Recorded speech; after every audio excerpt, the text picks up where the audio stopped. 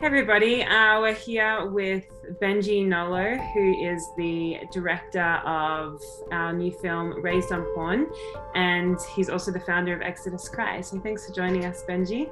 This is awesome. I'm just going to ask you some questions about the movie. So first of all, what's Raised on Porn actually about? Raised on porn is a tough subject because it deals with the issue of childhood exposure to pornography. When we think about pornography, a term that's thrown out there a lot is adult film. It's not a term that we like to use because we think it goes beyond being adult. But just by virtue of that, we understand inherently this is not something for children.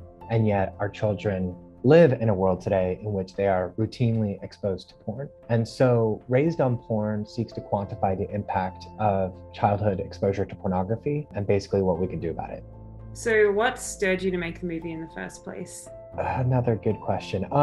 So I've been fighting sex trafficking now for close to 15 years. And as part of that work, have really tried to look deeply at some of the underlying root causes of sex trafficking in our world. And one of those, the predominant one, is the demand for illicit sex, predominantly from men. And so in going down that rabbit hole, began to understand that a lot of these men who were sex buyers, in fact, every sex buyer that we interviewed had a long history in pornography consumption first, starting from childhood. And so they described how pornography indoctrinated them with, certain views and appetites and beliefs that ultimately ended up in them seeking out illicit sex and prostitution. So we wanted to, dive more deeply into that subject and find out more about what was going on and specifically how porn is affecting children that are exposed.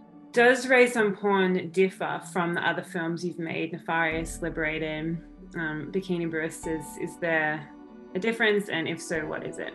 Yeah, I think for us, like all of our films are about going down this rabbit hole of really trying to unearth what's happening in our world related to the global commercial sex industry and all the exploitation that is going on in that. So you can't separate sex trafficking from the larger global commercial sex industry. You can't separate porn from it. They're all overlapping realities.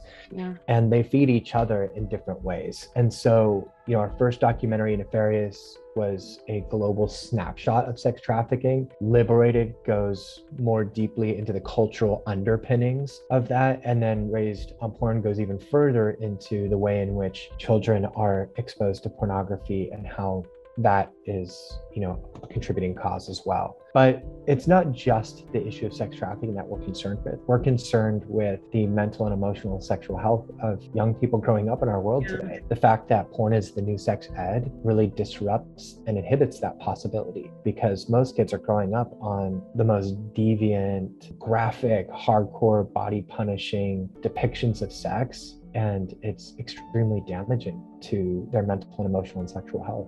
Given all of that, what do you think people are going to take away from the film? And do you think there's a chance for it to be controversial?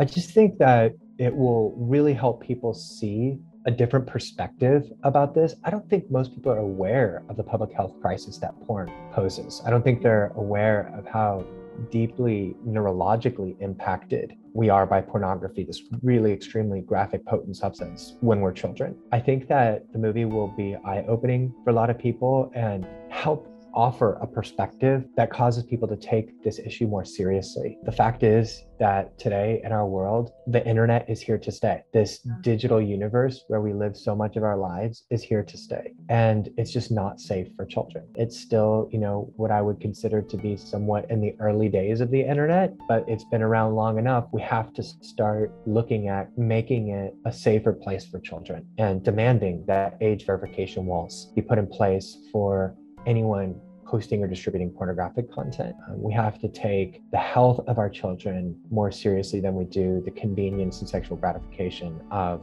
adults just looking for illicit content online. I'm curious, as a filmmaker, when you're doing interviews with people in your films, you are setting the stage for really intimate stories to be told. And I'm just wondering, how do you go about doing that and creating a place that, you know, kind of cultivates that level of conversation? We feel so grateful for the people that interview with us, whether it be a professional who's, you know, generously offering freely their insights and life's work into helping to shape an understanding of whatever subject we're going after, or the first person interviews that, you know, have lived these realities in different ways. And so there's a vulnerability there and a necessary courage to go and to appear on film. So we really try to approach our interviews with reverence, with gratitude, and then we work together as a team to create the optimum environment of focus.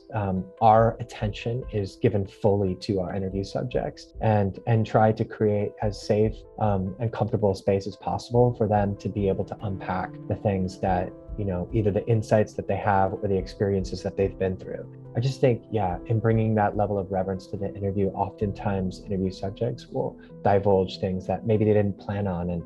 And some of those really spontaneous, raw and authentic moments are just come through so powerfully on screen. So we really value that because ultimately we feel that the level of authenticity in our interview subjects is what's going to translate to our audience and hopefully create a transformational experience for them watching our films as well. I think we definitely get some of those in Raised on Porn. So Absolutely. What are you most proud of about the film?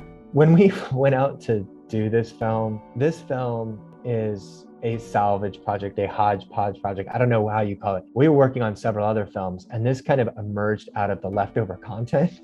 And so we were actually quite pleased with the themes that we were able to bring together. Yeah.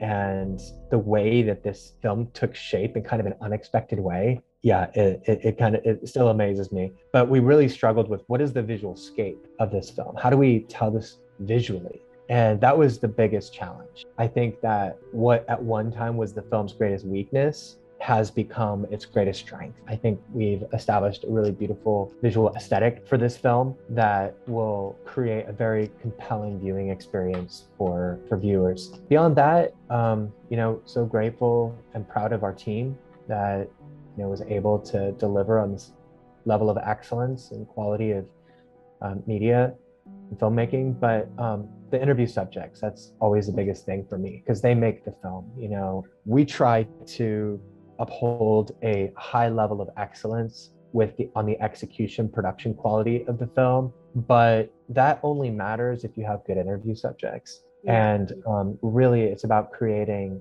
the best space for their voice to come through. And I feel like we have such powerful interviews. And so, yeah, I'm most proud of our interview subjects, their courage and willingness and generosity to interview with us, to share their story and their insights. And I think that the audience, the people who watch this will be moved by that. Finally, we just have the question, what do you think is the answer to the issue of childhood exposure to pornography? It's got to be a multi-tiered effort. I don't think it's just one thing. First and foremost, it starts in the home. I think it's really important as parents that we're aware of the dangers that pornography presents to our children, that we take that seriously in the protections that we put in place in our own home and sphere of network and influence. Beyond that, there's a lot more that big tech and big porn can do. For starters, there must be age verification walls that are required to be in place to host and distribute pornographic content. And that should have happened 20 years ago. So we are long overdue for that. The people who are creating this tech, Apple, you know, that are creating the actual tech devices can create default features that don't allow for that graphic, you know, hardcore pornographic material to be available unless you go and specifically request it by giving a credit card and a government ID and so on and so forth. So I think that across the board, there's responsibility on all parties, and we have to work together, making the children a priority and the next generation and their mental, emotional, and sexual health. Awesome. Well, thank you very much. And we're excited to Absolutely. Awesome. Thanks, Olivia. Thank you.